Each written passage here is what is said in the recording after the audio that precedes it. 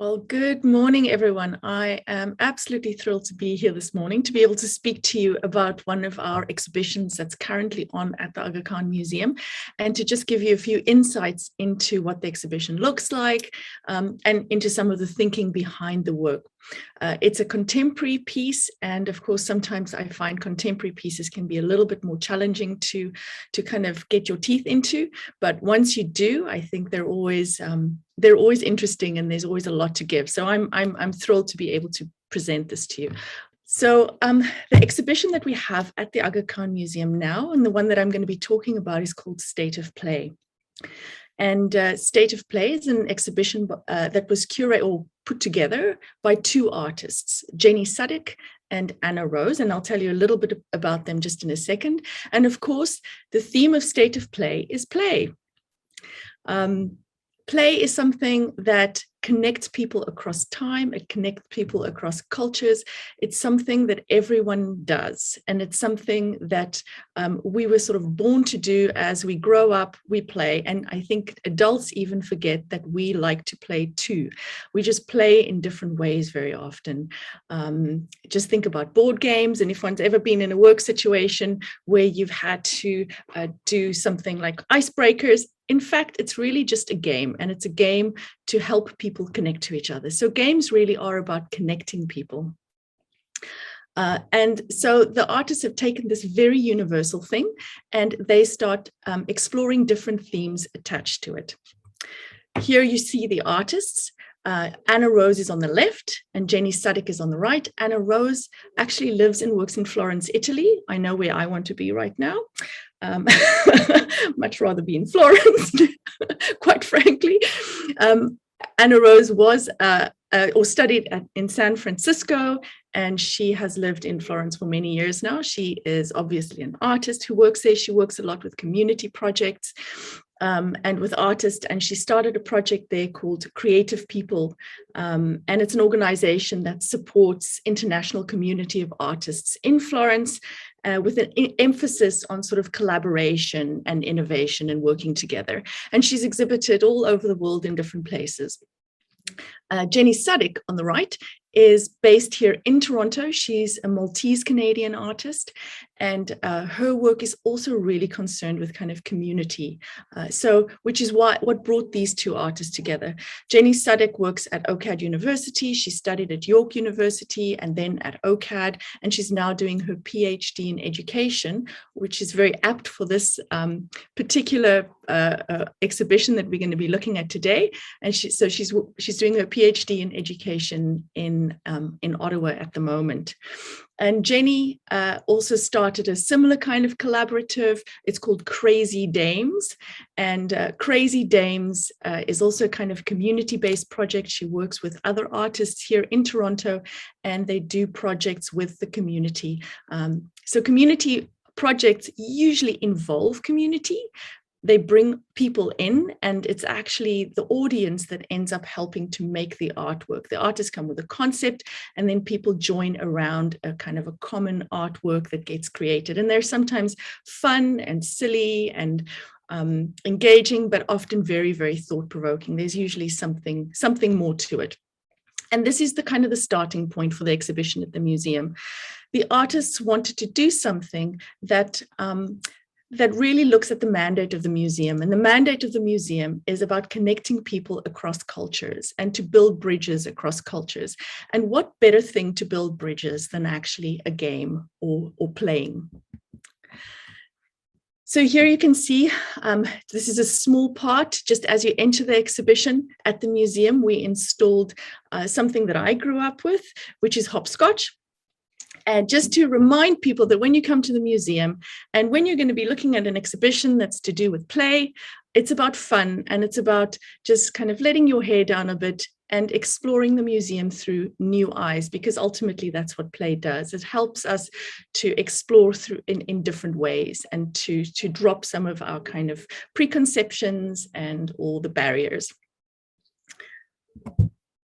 When you enter, you can see the exhibition laid out before you, and it's installed in our atrium space because it wants to be, and it's intended to be something that is for everyone. It's not It's not just for paid visitors. Anyone who comes to the museum can come and see the exhibition. Now, the exhibition is divided into roughly 4 parts. And what I'm going to do is I'm going to take you through these parts one by one, because what the artists do is they explore different themes in the different areas. And what the artists have very, very thoughtfully done is they've considered games, and games across times and games across cultures. And they thought, what is the thing that sort of is similar, and what connects across these different times and cultures?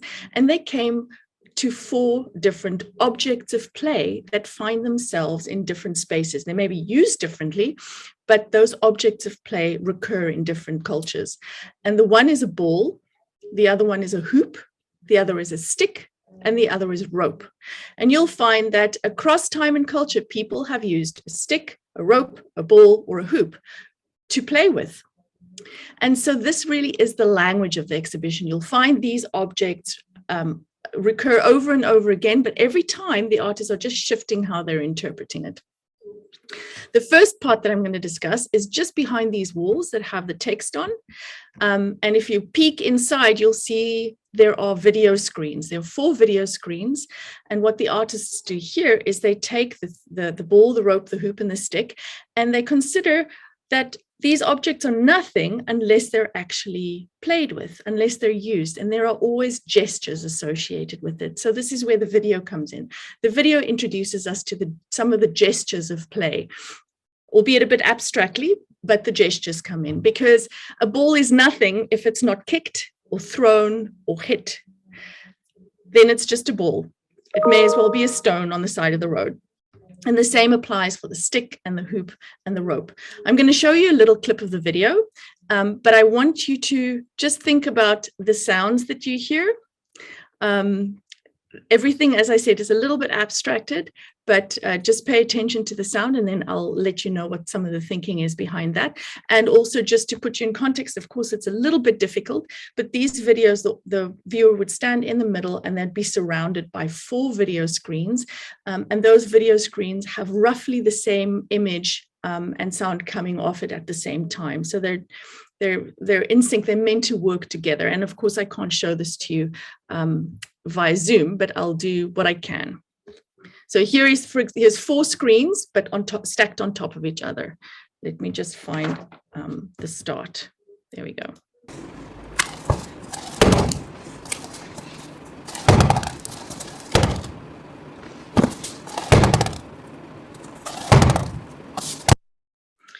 So here we have our ball in action. It is a gesture associated with a ball. You can't have the ball without the gesture. Let's go to the next one. Here is a clip of all the various different pieces that you'll find in the longer video.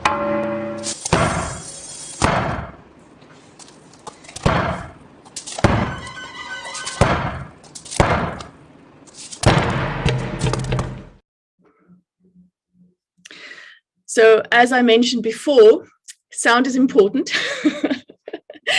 And I don't know about you, but I find the sound very disconcerting and very uncomfortable, which is exactly what the artist intended, because what they want to draw our attention to here is that, of course, these gestures are integral to play. But if you take either the object or you take the gesture out of context, suddenly you're left with something else. So if I'm talking about kicking and hitting and pulling or any number of those things, it can sound quite aggressive, and out of context it can be a really, really aggressive gesture. So context is really important in terms of how play is understood.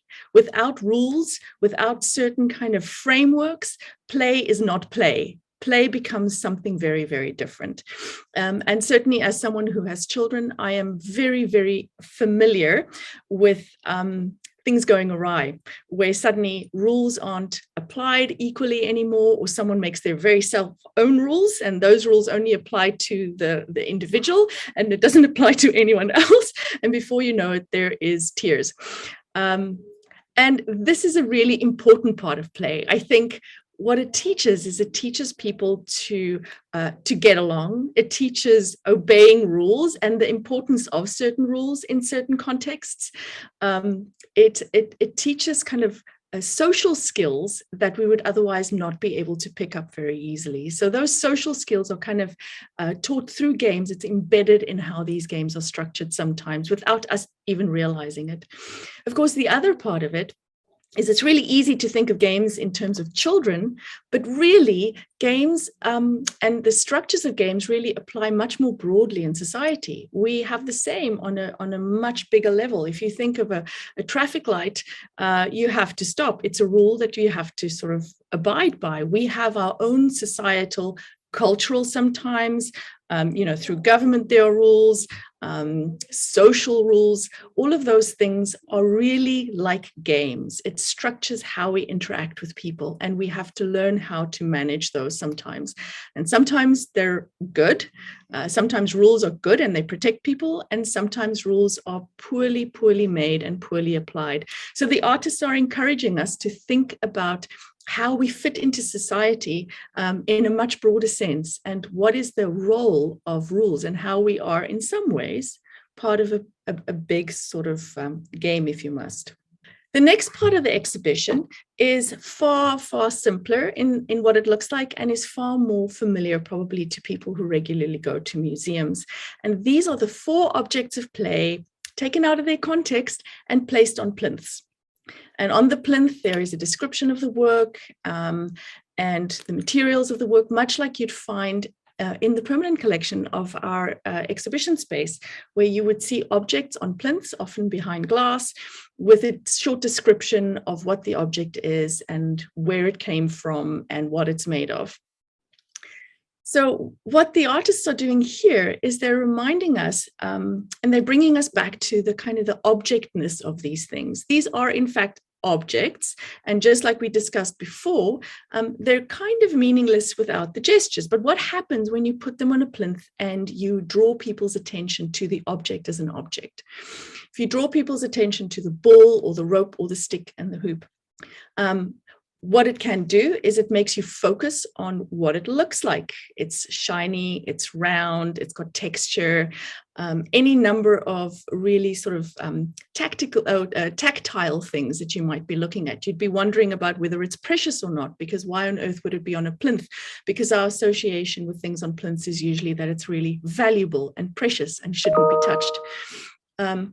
And what I find interesting about this is it reminds me that a lot of what's in our permanent collection at the museum, and in fact in many museums, especially if they're objects like bowls or any number of similar things, were used, in fact. They were things that were handled, and their meaning was really born out of how they're used.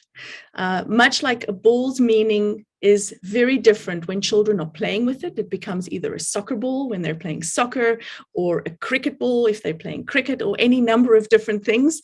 The context of the use actually provides meaning to the object.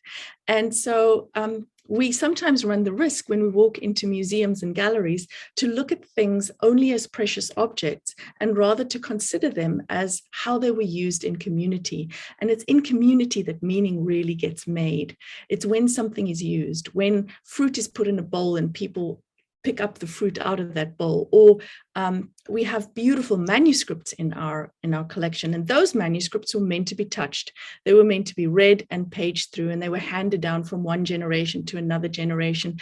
People wrote little notes in margins of some of them to remind them of what's important, or any number of things like that. So they were objects that were meant to be used. So context is incredibly meaningful. Context can change how we look at something, how we understand something, and how we read something. And sometimes it's worth just considering what angle are we coming at it from? Are we getting the most out of it? So what the artists do next after this, after reminding us about context and the ball, the rope, the hoop, and the stick within a particular context, and how that can shift our reading of it, they do something else.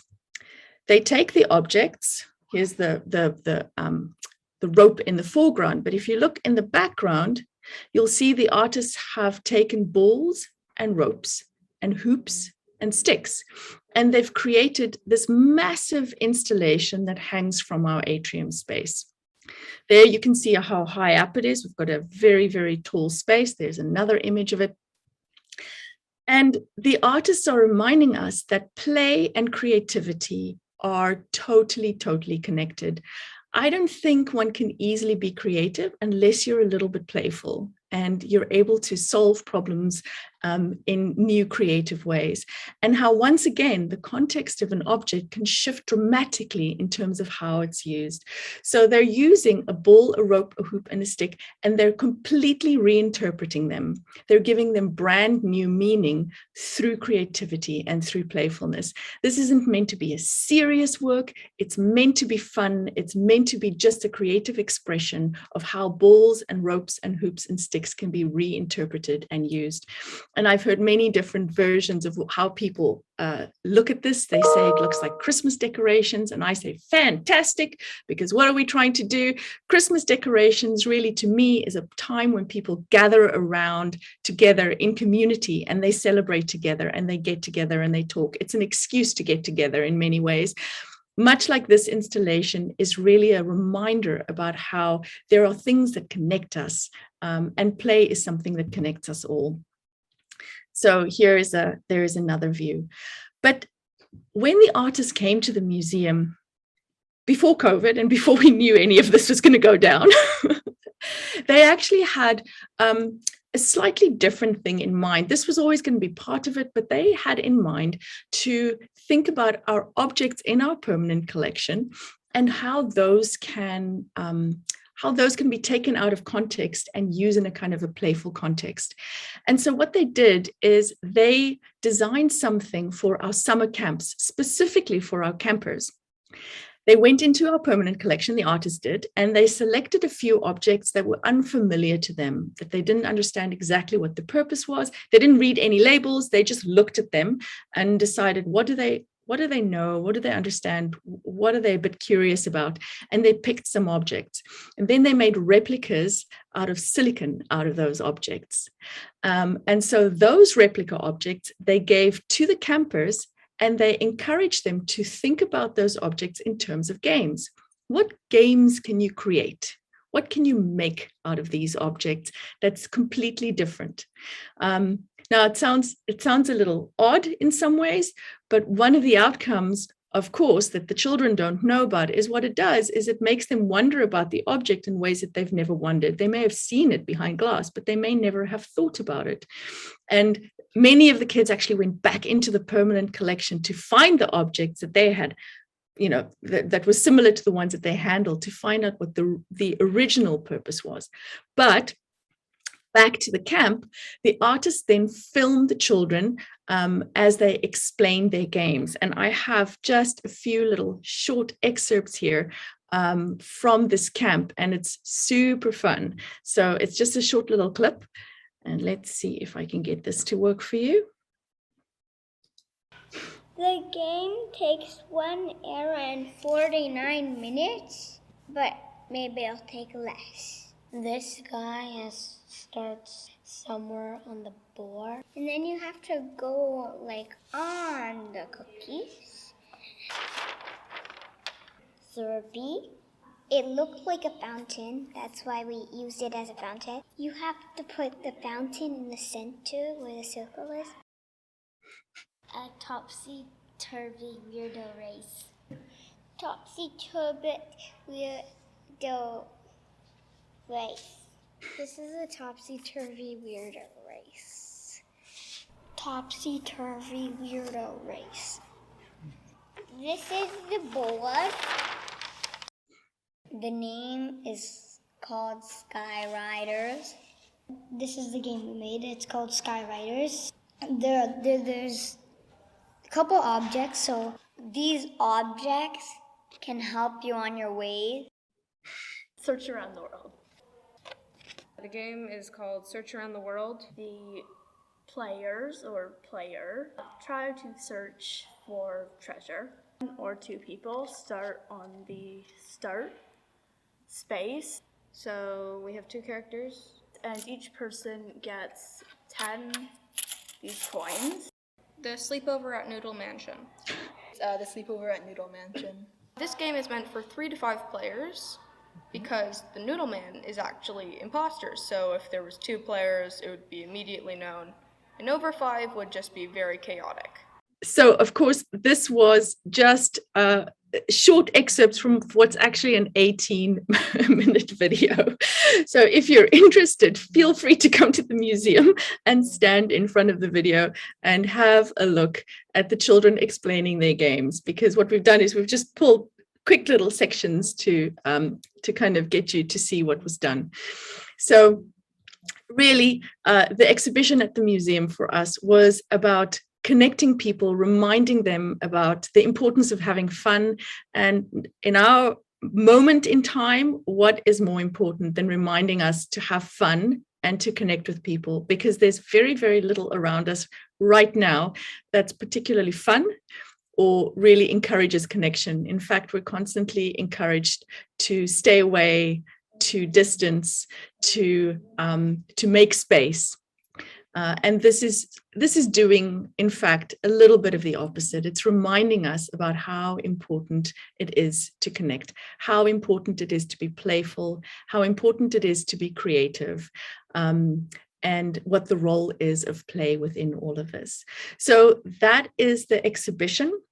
I know it wasn't a very long presentation, but it's just something to give you a bit of a taster. It's meant to be fun, it's meant to be engaging, and it's meant to bring our audiences back into the museum and to remind us about the importance of connecting, to remember those things. And of course, museums too, just like society, it's a big game. We don't know, but we know the rules. We come in, we know we need to be quiet. We know we need to walk carefully. We know we need to look deeply and meaningfully at the objects and read the labels and pretend we understand, even if we don't understand sometimes. And the artists are challenging us there and saying, come in, make your own meaning sometimes and make your own fun around these objects so that they can become more engaging on a day-to-day basis.